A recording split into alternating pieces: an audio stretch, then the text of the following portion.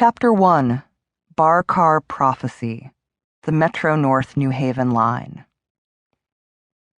In 1986, when I was 15, I discovered the bar car on the Metro North New Haven Line, a dingy, crowded, badly ventilated chamber where commuters drank enough to get a decent buzz going, told dirty jokes, and chain-smoked. These were my kind of people. I liked my friends at school, mostly pothead misfits like me, but these were adults, and right or wrong, I liked to think of myself as one of them. And even though in my memory the whole place is clouded by a sort of grimy yellow film, it was my kind of joint. My mother had moved us, herself, my brother, me, a Shih Tzu, a Lhasa Apso, a cat, and a parrot, from Greenwich Village to the suburbs a couple of years earlier for many reasons, but partly, I think, in a desperate bid to make a normal kid of me. It didn't work.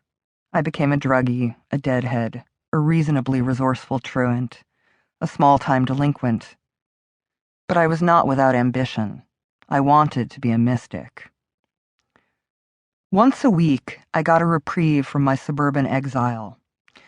After school every Thursday, I took the train from Westport, Connecticut, to Manhattan's Grand Central Terminal to see my psychoanalyst.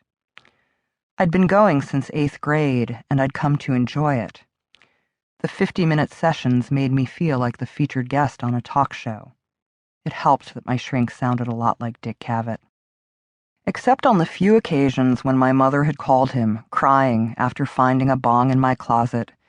"It's not mine, I swear. I was just holding that for a friend. It's decorative." Or a roach clip in a jacket pocket. "Oh, that? It's for holding papers together." And demanded that he submit me to another drug test.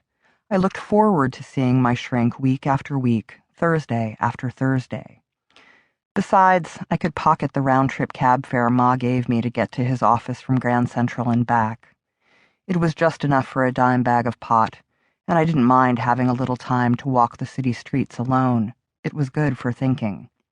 But from the moment I first stumbled into the bar car after one of our appointments, my return trip to Westport became the best part of my Thursday visits. I liked the company of grown-ups, especially strangers. With them, I found it easy to feel smart and funny and interesting, easier than it was with my peers. I first discovered this one summer years earlier when I was 8 or so, and my family was vacationing on Fire Island. Ma sent me to borrow a skillet from the neighbors, a bunch of 30-somethings in a shared rental. They were lounging on an L-shaped white couch and seemed to get a kick out of everything I said, even the word skillet. I wasn't even sure what the word meant until a tall, tanned woman handed me a heavy frying pan with flared sides. I thanked her and turned to leave. But they weren't ready to let me go. They had questions. Who was I? What grade was I in? What was I into? I was astonished by their interest. I sat myself down on a puffy ottoman and asked if they wanted to hear a joke. Did they ever? "So this Jewish-American princess married an Indian chief. Guess what they named their baby?" I paused. "Whitefish." It's a terrible joke. I'd heard my mother tell it to one of her friends. I didn't exactly get it. But those grown-ups sitting there drinking wine tumbled off the big white couch laughing, and I felt like a superstar. That's not how I felt in the bar car, surrounded by its regulars, mostly men in wrinkled suits and loosened neckties. I felt almost invisible.